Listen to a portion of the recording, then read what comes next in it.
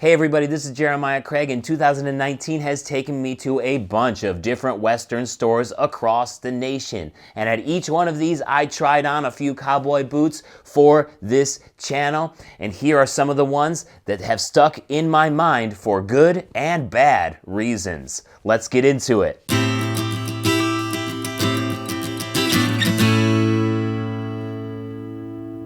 Remember that you should take all of these videos and reviews with a grain of salt because I'm only in these stores for an hour. So I only try these boots on for a very short period of time so that you can get my initial thoughts and so that I can share what the boot actually looks like. I mean, a lot of us have had this problem. We want to do research about a new cowboy boot or find something that we need, but there just isn't any information out there. Cowboy boot companies are horrible at sharing specs, pictures, videos, things that help us make the purchasing decisions. So when I visit these stores, that's all that I really want to do. I want to give you several different angles. I want to show you what the features are of the boot so that you can make up your mind. I like visiting Western stores and trying on boots, not only to see what the differences are between brands or leather, but also to fully understand the things that I like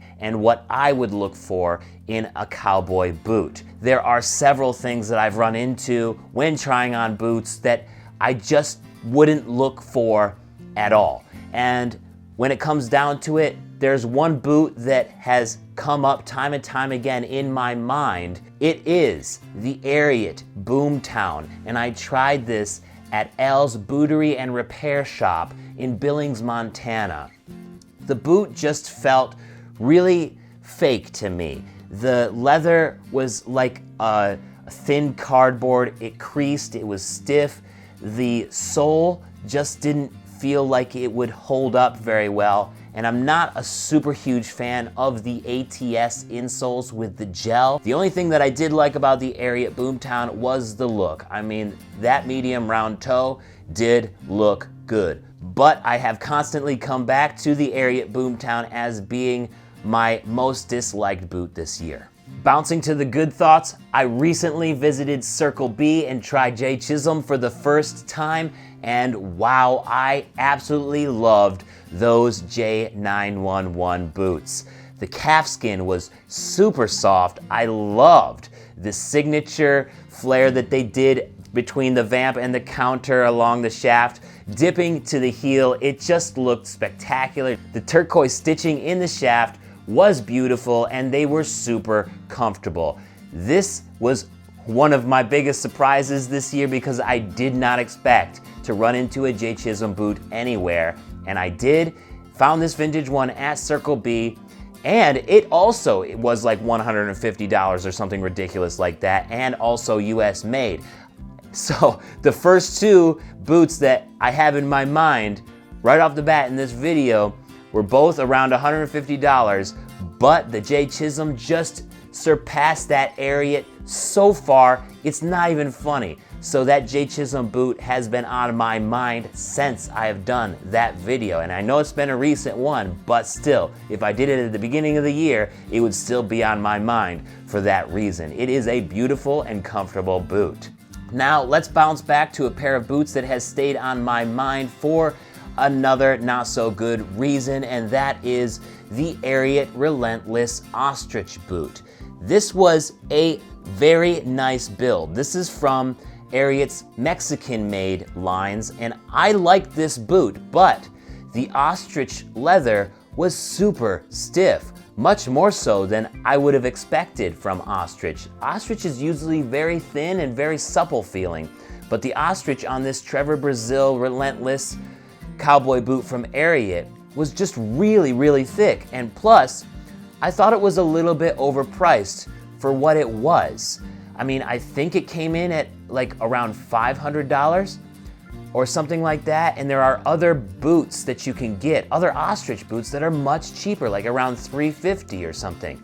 I mean, it might not have been $500, it might have run around $400 or $450, but still, like, that's just a little bit too overpriced for me, especially for the way that it's built. It looks like it's built to work. And I know it is a thicker ostrich hide and could probably handle that, but as an exotic, I just don't see it being worth that when you could get the same durability from a bull hide, which they have in their Relentless line. So it just felt like, to me, the Ariat Relentless just didn't hit all of the check marks in my mind to being like the best looking, best value, best boot all around. I think they missed it, especially at the price point that it was at. At this point, you gotta be like, wow, Jeremiah must really hate these Ariats. Out of the gate in this video, I've already explained bad impressions that I've had from 2 Ariat boots. Well, not to worry, because I had a great impression from the Ariat Circuit Pro Cowboy boot when I tried it at Double M Western Wear in Saratoga, New York. I absolutely loved this boot. The leather sole and how they carved in a license plate was really creative. I don't see that very much, and I thought it was really cool. This is also in their Mexican-made line, so the boot had a Goodyear welt, and it had their 4LR insole comfort system, and I absolutely love it. I think the 4LR is the best Ariat insole. It's so comfy. It's 100% foam. It's got those little bubbles on it.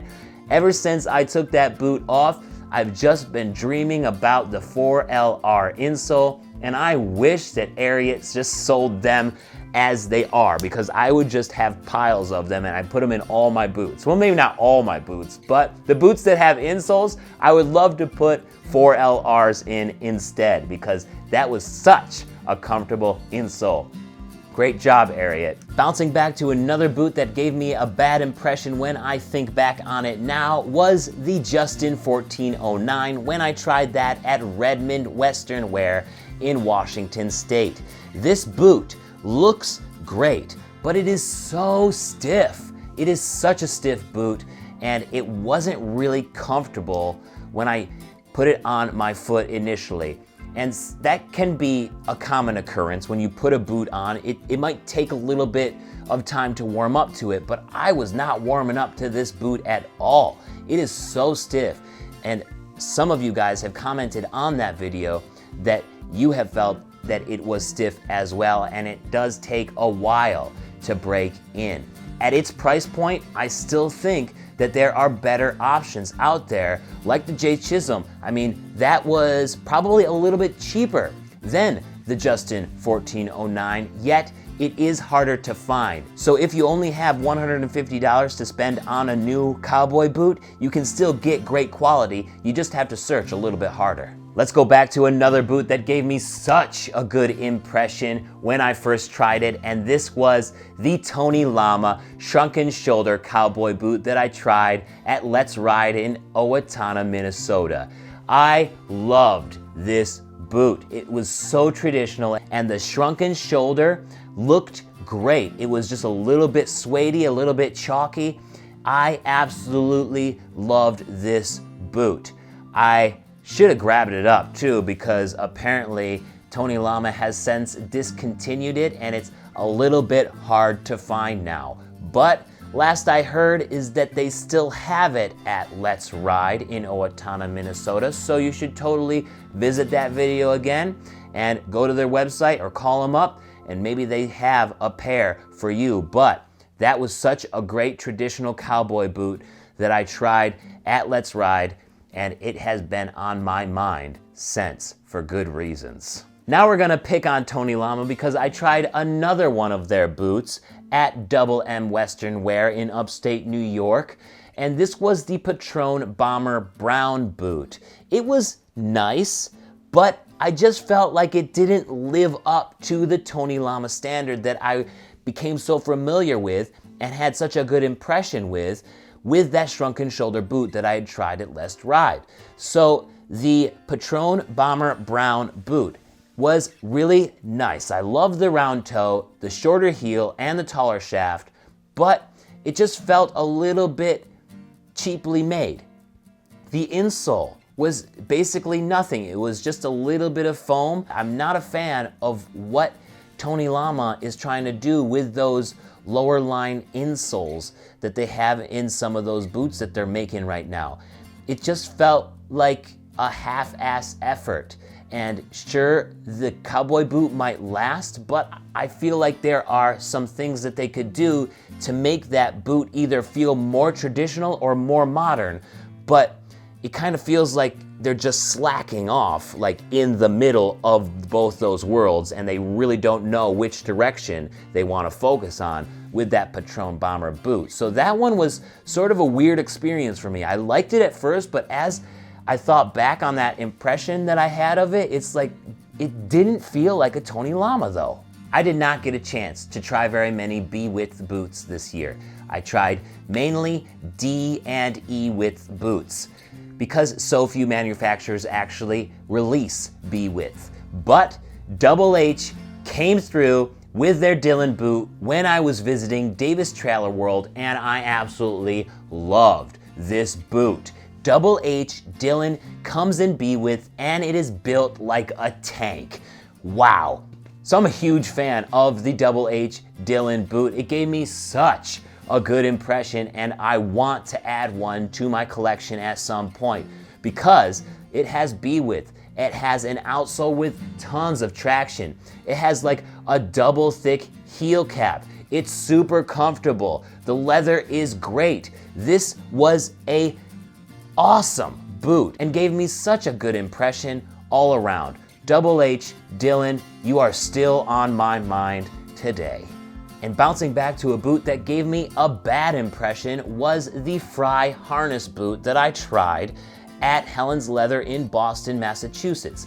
And I know a lot of you guys commented on that video and said, wait a minute, Frye boots are not that thick. They're not that stiff. They're not that uncomfortable. Let me tell you guys, this boot was really uncomfortable. Everything that I said in that video was true about this boot, but you had me questioning. So I went to a Frye store in Boston and I sought out their harness boot. Now, I didn't have enough time to do an extra video there, but I will. And I just wanted to see if that harness boot was as hard or as supple as you guys said it was. And sure enough, the boot that they have in store now is really supple. But the one that I tried at Helen's Leather store was so stiff, and this has remained on my mind since that video, not only because it was one of the stiffest and most uncomfortable boots that I've ever tried this year, also in my entire life, but their new lines are completely different. So I have to do a video about that next year, and I had to include that as being an impression that I had in this video as well. Finally, the boot that gave me the best impression that I still think about to this day, to this hour, to this minute, to this second is the old Gringo lizard boot that I tried at Wall Drug. Wow. Wow, guys, I seriously had a spiritual experience in this boot. It was so comfortable, but it also looked spectacular. The color of this boot has been on my mind since I wore it. The inlay in the shaft, the design of it, the toe style, everything about this boot was great. And I can't wait to hopefully someday have a boot like this in my collection. Wow, it was just a little bit expensive. But, geez, this is why you guys should try exotic boots that are out of your price range, because it's just such a great experience. But also it's not because you ruin yourself, like you spoil yourself and then you just think about these boots ever since you tried them on. Those old Gringo lizard cowboy boots were perfect. I absolutely loved them. They are my favorite impression that I've had of a boot while being in store. I don't have much time to spend with these, but like I said, it's mainly to give you guys an idea about what you want and the boots that you want to add to your collection or to have on your feet. So that is my list What do you guys think? Do you think that there is a boot that would have been in your good impression list that was on my bad, or that would be on your bad impression list that was on my good list? Let me know down in the comments, or if there's a video on your mind that I did that I didn't even include in this list, because there are several. I just had to pick the ones that gave me the polarized impressions of good and bad. There are lots of them that I had in the middle. Those are the polarized impressions. Let me know what you think down in the comments, and thank you so much for watching today. You guys are the best. I'll see you around. Peace. These lasting impressions, keep them forever on my mind. And still I wish we had a little bit more time with each and every one of them. Yes, my name is Jeremiah Craig. Please comment and subscribe. I will see you next time. Peace, everybody.